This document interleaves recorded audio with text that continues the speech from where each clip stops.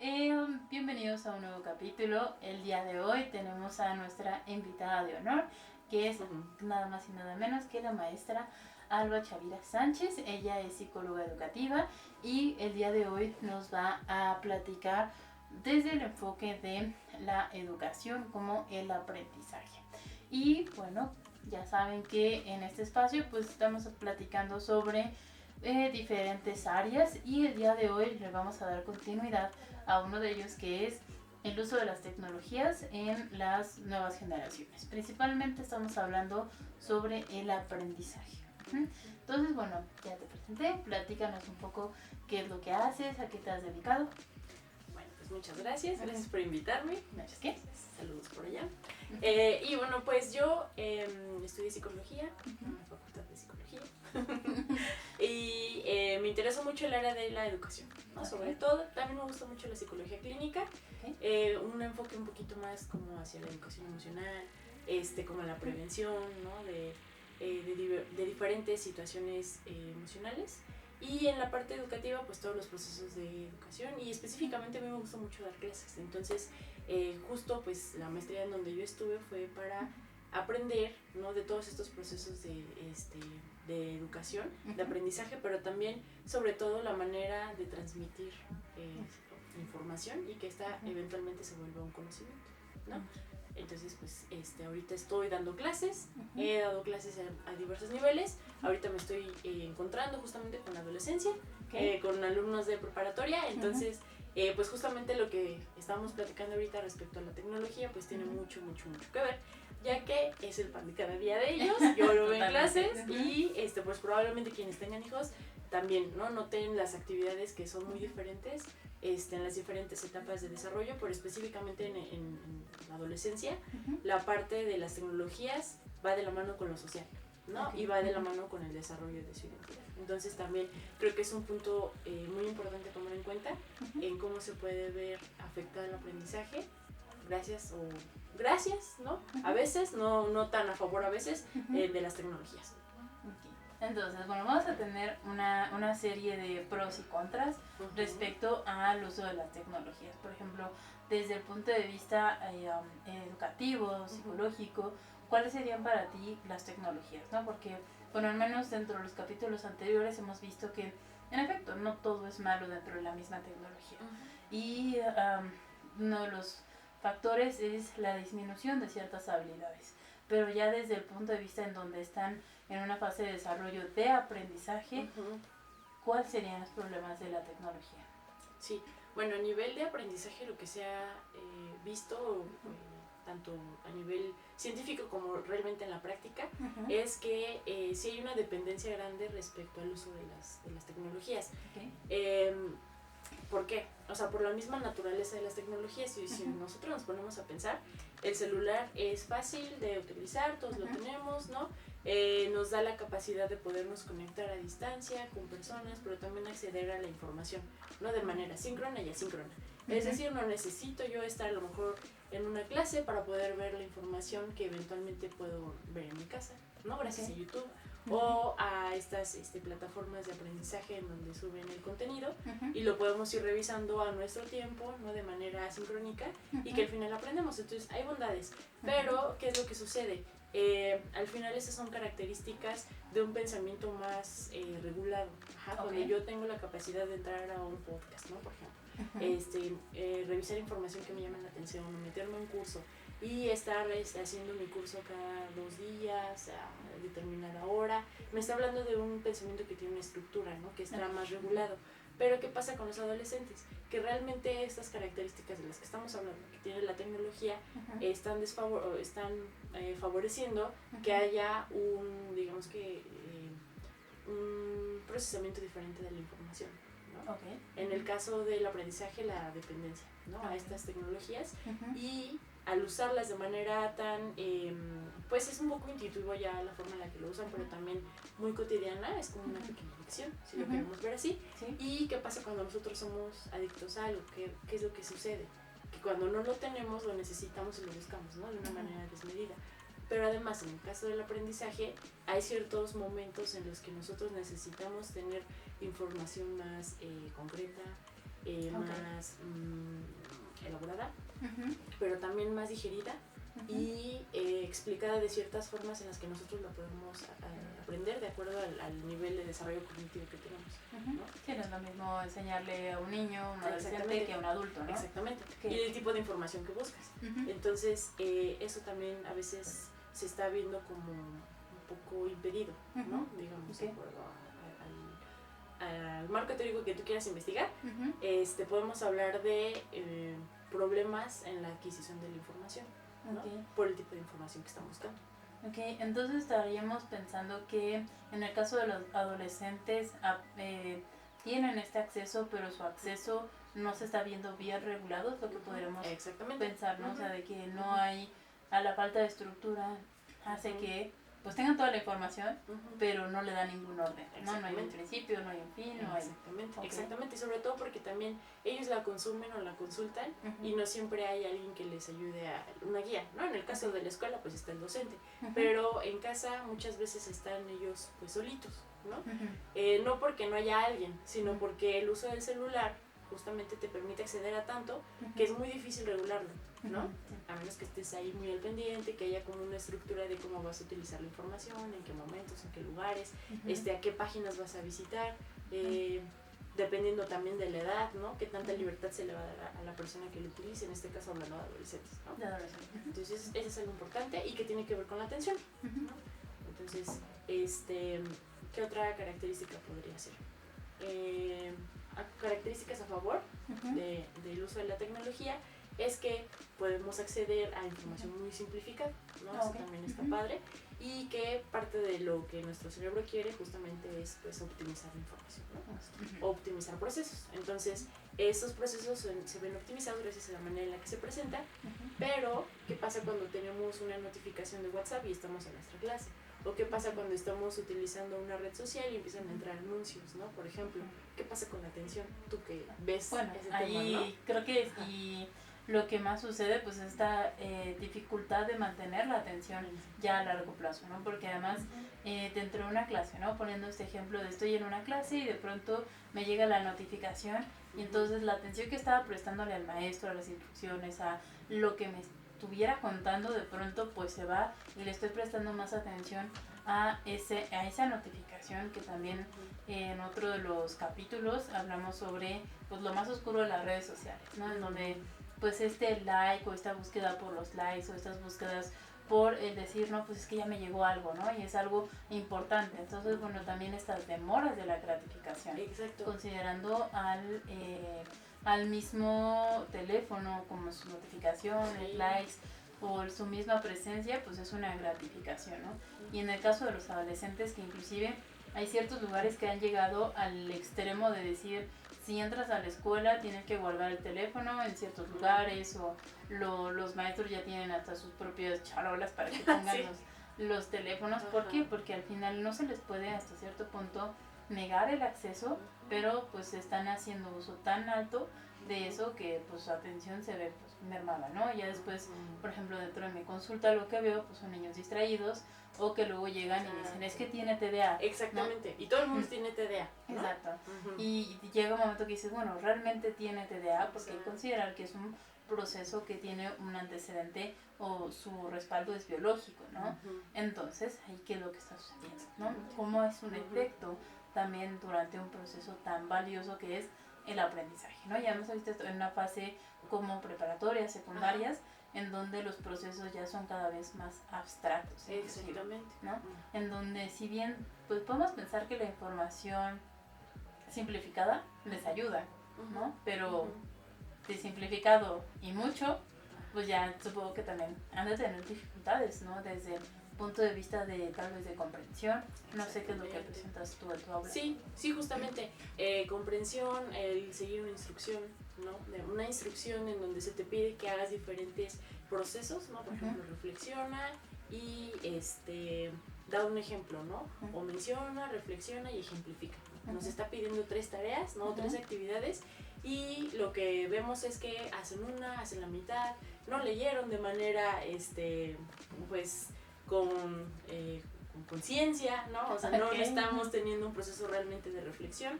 ¿Y a qué se traduce? ahorita académicamente pues lo podemos ver como niños reprobados, tal vez, ¿no? Okay. Adolescentes con problemas en el aprendizaje a nivel de comprensión.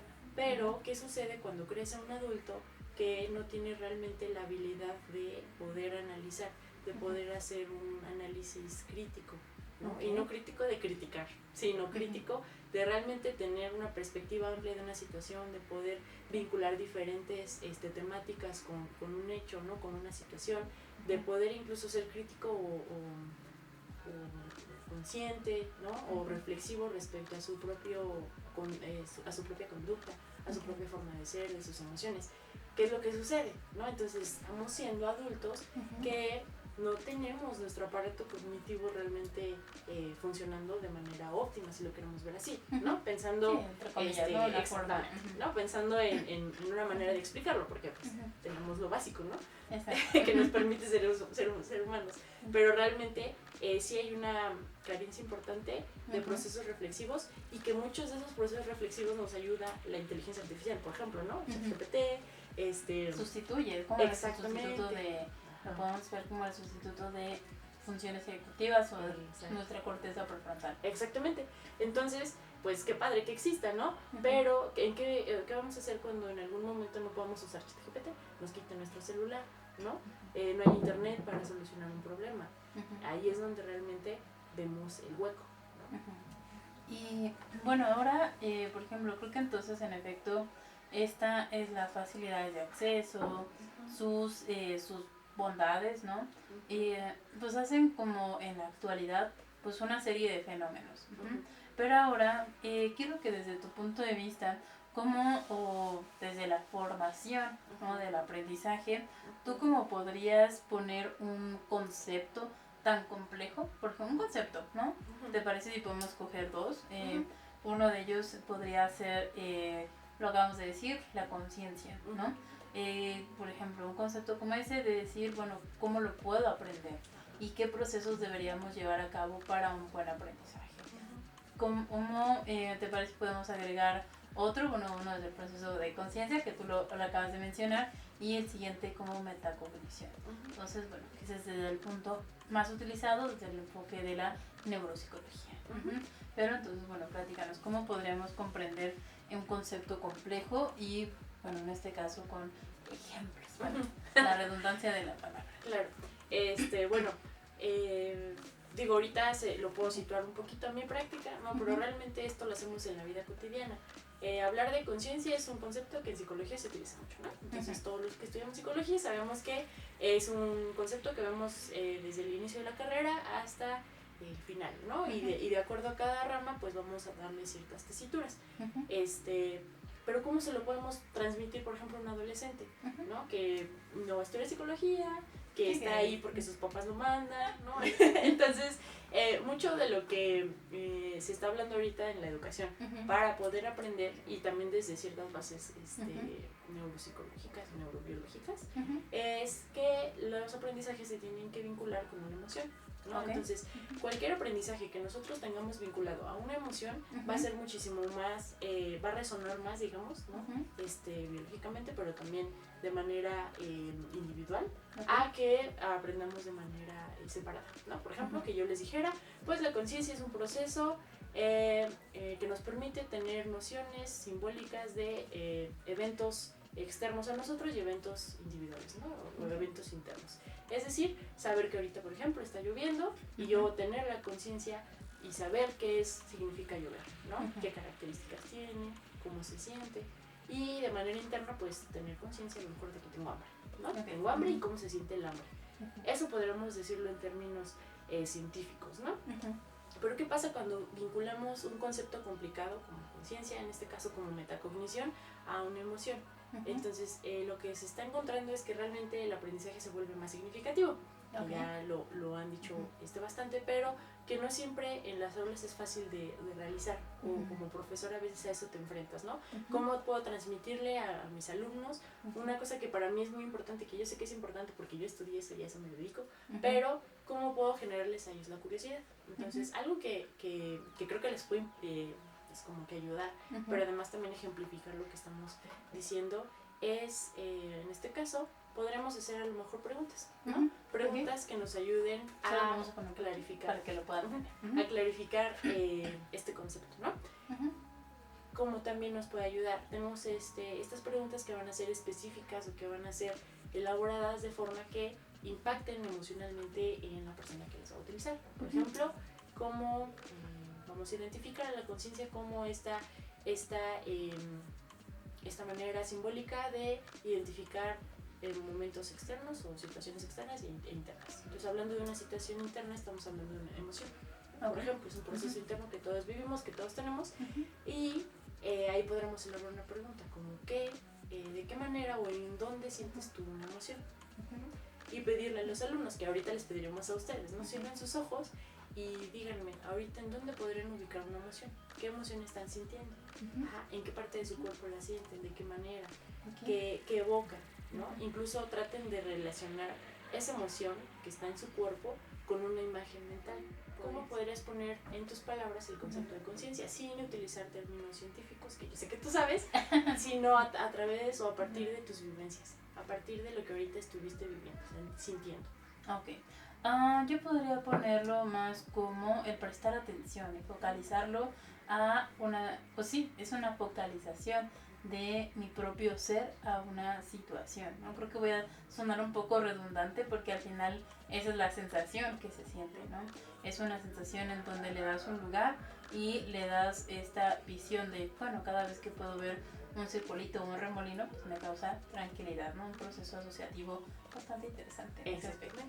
Exacto. Entonces ahora yo no necesito que tú estés aprendiendo y repitiendo el concepto de conciencia, sino que en el momento de tu examen, por ejemplo, evoques esa sensación que tuviste ahorita, ¿no? Obviamente es muy pequeña porque es un ejemplo, pero un poquito la idea o el mensaje es hacer este tipo de asociaciones o este tipo de juegos, este tipo de ejercicios en donde nosotros una situación compleja o un concepto que queramos aprender lo podamos traducir, ¿no? en este desglose de sensación, pensamiento, emoción y conducta, ¿no? Okay. Digamos que la sensación va junto con la emoción, ¿no? Porque es biológico, pero teniendo este desglose de información nos da a nosotros más pauta para hacer estos vínculos entre algo que es pues meramente simbólico, porque la conciencia realmente no se toca, ¿no? Exacto, algo subjetivo y elementos que tenemos muy a la mano, ¿no? Que al final es nuestro cuerpo, es nuestra propia vivencia, es nuestra propia experiencia. Entonces, de manera tan sencilla como esa podríamos aprender qué es conciencia,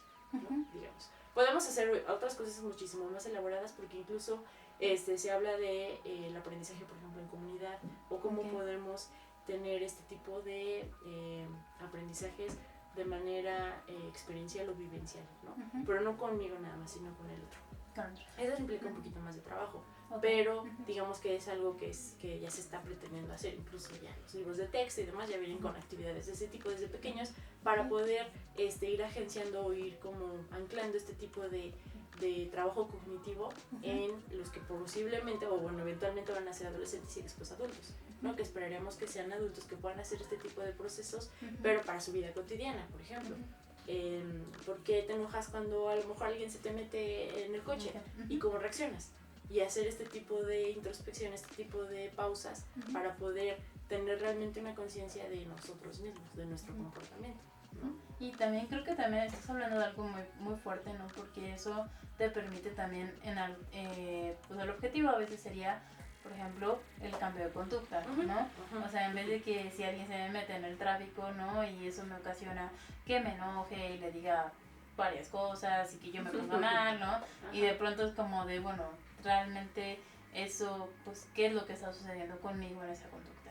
Y de hecho, bueno, ahorita me quiero un poquito regresar en una parte en donde cuando hablas sobre esta asociación entre una situación y las emociones junto con el aprendizaje, es cuando bueno, al menos en mi consulta también es algo muy recurrente, de que de pronto los ponemos a hacer ciertas tareas y es como de, no puedo hacer esto, es como de, ok, no, pero es que pues solamente estamos haciendo una suma, ¿no? Una suma de una cifra, y es que no puedo, entonces ya han llegado a un grado emocional muy alto, ¿no?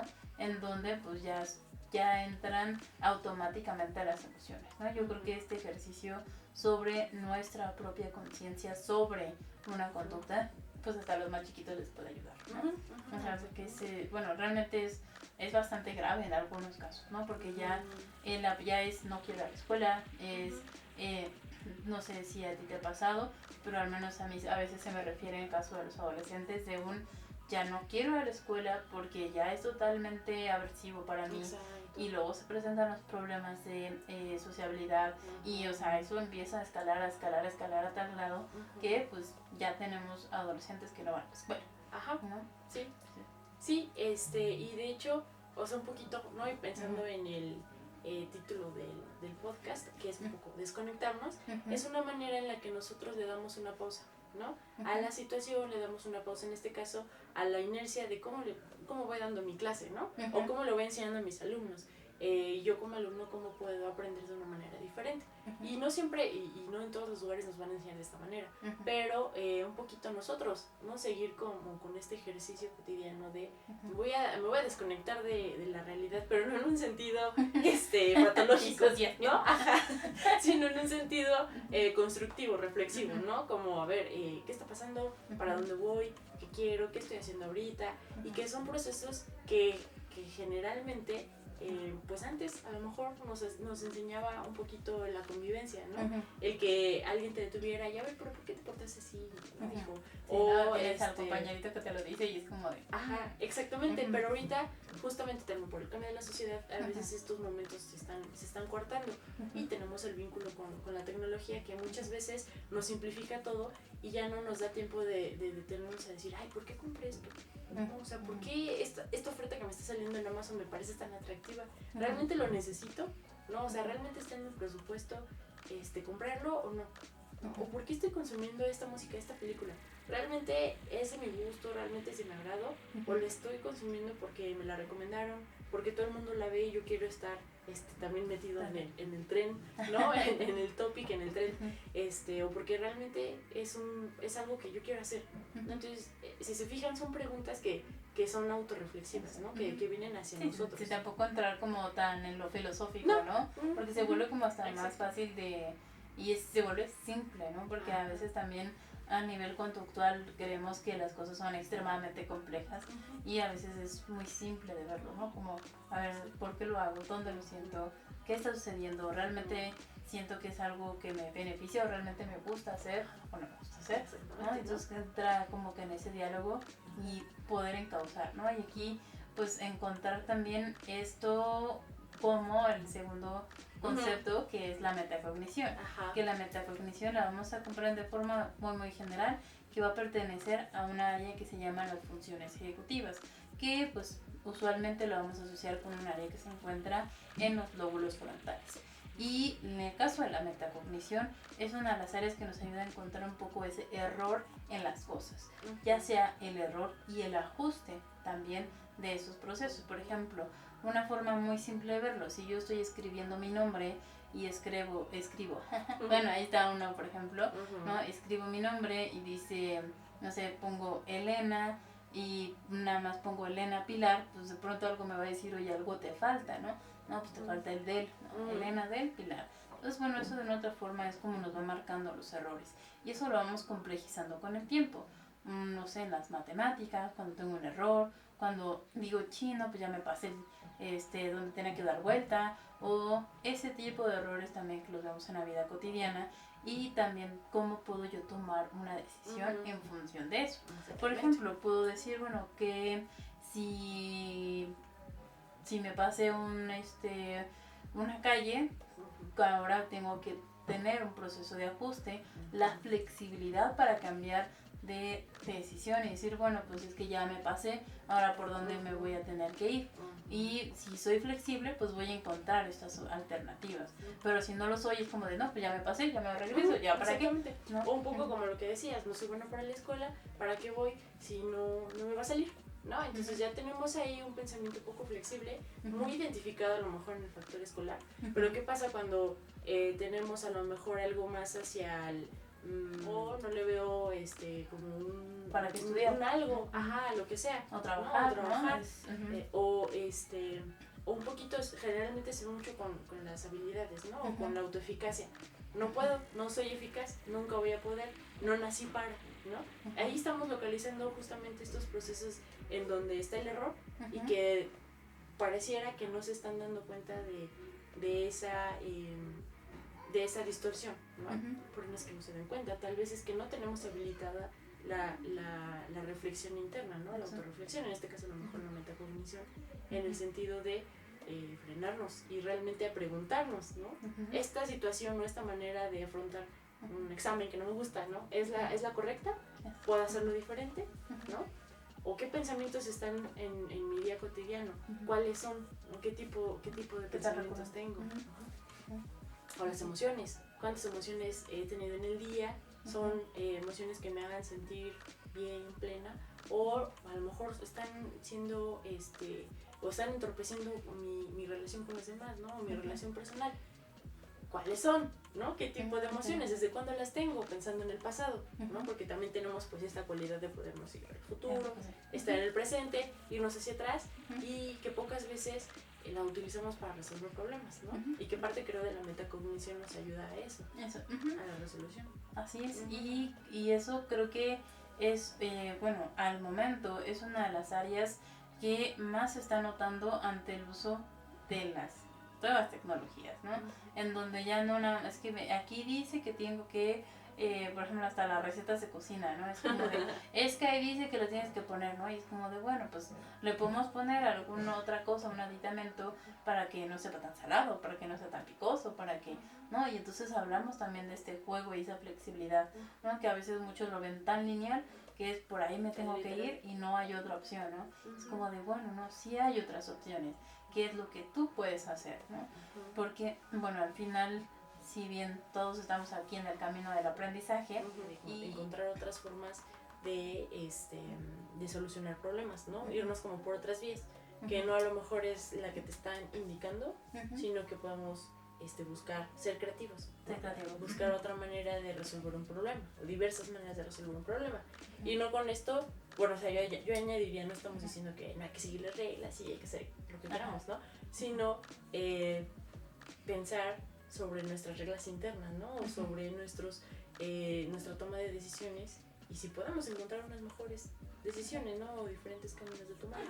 Y bueno, en efecto, ¿no? Al final no solamente vamos a tomar otras decisiones y por ello ser o transgredir, ¿no? Las normas sociales, ¿no? Tampoco pues es llegar a eso, ¿no? Y como bien pues lo vamos a recordar nuevamente con el título, es desconectar y empezar este proceso de reflexión sobre nuestros propios procesos, porque al final el hecho de las tecnologías no es que la veamos mal, creo que en ninguna parte lo voy a argumentar así de no lo hagan, ya no se conectan a internet, pues no, porque al final pues estamos aquí pues gracias a eso, ¿no? Porque estamos encontrando esto como un medio de comunicarles a ustedes un tipo de información, ¿no? Entonces, el mantenernos una pausa, el también desarrollarlos también a cortas edades, ¿no? Desde aquí estamos hablando desde la preparatoria, secundaria, pero también si nos vamos hasta los más chiquitos, ¿no? Donde es como de, ok, bueno, me siento contigo, está llorando, y pues obviamente decirle a un niño, decirle basta o no, es como de, pues realmente lo estás ayudando a llevar estos procesos que nosotros los estamos enseñando, inclusive en etapas de preparatoria o en el caso de los más pequeños, es que cuando están llorando, por ejemplo, es de que realmente se les diga, bueno, qué es lo que está sucediendo, ¿no? Enseñarles desde un proceso pues más simple y más reflexivo, o sea, porque obviamente no vamos a querer acá tener la reflexión de Aristóteles en un niño de 4 o 5 años, pues no, pero sí ayudarles a decir, por ejemplo, esta ubicación de en dónde siento ese enojo, dónde siento esa tristeza, esa frustración o eso que estoy sintiendo porque no me dieron el juguete, porque no salí bien en matemáticas. ¿Cómo se llama? Pues eso se llama frustración, ¿no? Y eso donde lo nombrarlo. No, darle un nombre, ¿no? Y ya le estás dando hasta una identidad a eso, ¿no? Y es como de, bueno, pues es que cada vez que a mí me dan algo que, más bien a mí no me dan algo que yo quiero, pues me siento que me duele el estómago, o me salen lágrimas, o lloro mucho. Y si te fijas, estamos volviendo simbólico algo que de inicio es biológico, ¿no? O sea, es una reacción fisiológica, ¿no? De las emociones. Y tú ya le estás dando una identidad, ya le estás dando una cualidad que no es física, ¿no? Que ya es más abstracta, que incluso ya tiene un nombre, se llama frustración, y que eventualmente va a utilizar y va a tener tesituras. Porque no es lo mismo la frustración de un niño que un adolescente, ¿no? Por ejemplo. Pues creo que eso es algo muy, muy importante que tenemos que empezar, que se está desarrollando, porque no podemos decir que no, pero que creo que hay que hacerlo con conciencia, ¿no? Justamente teniendo esta herramienta tan bonita que tenemos todos los seres humanos, que justamente es pensar sobre nosotros, pensar sobre pensar, ¿no? O conocer, saber, identificar que están pasando cosas afuera, pero que también pasan cosas adentro, pues utilizarla justo para nuestro crecimiento, ¿no? Yo siempre voy como por la parte personal, pero puede ser para lo que queramos, crecimiento financiero, académico, profesional, incluso hasta físico, porque haciendo un ejercicio, ¿no? Un ejercicio con conciencia de lo que yo quiero lograr, pues entonces me va a dar diferentes técnicas, ¿no? Lo va a hacer en diferentes momentos, con cierto tipo de alimento, por ejemplo, ¿no? O con cierto tipo de temperaturas incluso, dependiendo ya de qué tan experto te quieras volver, ¿no? Claro. O qué tan puntual. Pero al final creo que eso es algo que todos tenemos, que es gratis, que tenemos, no nos cobran, pero que creo que se nos ha olvidado y tiene que ver un poquito a veces por el uso de la tecnología, ¿no? Ese exceso, ¿no? Y bueno, creo que vamos a retomar entonces el inicio de este capítulo en donde hablamos sobre principalmente esta dependencia, en donde decimos, bueno, pues ya no me voy a cuestionar, ¿no? Es uno de los temas que también abordamos, en donde decimos, bueno, yo ya no me voy a cuestionar de cuál era la capital de Quintana Roo, sino porque pues ya lo puedo poner, ya lo pregunta ChatGPT, entonces es mucho más fácil, ¿no? Es como de, ¿para qué me tengo que estar preguntando tanto, ser tan exigente conmigo mismo? Pues sí lo puedo preguntar, ¿no?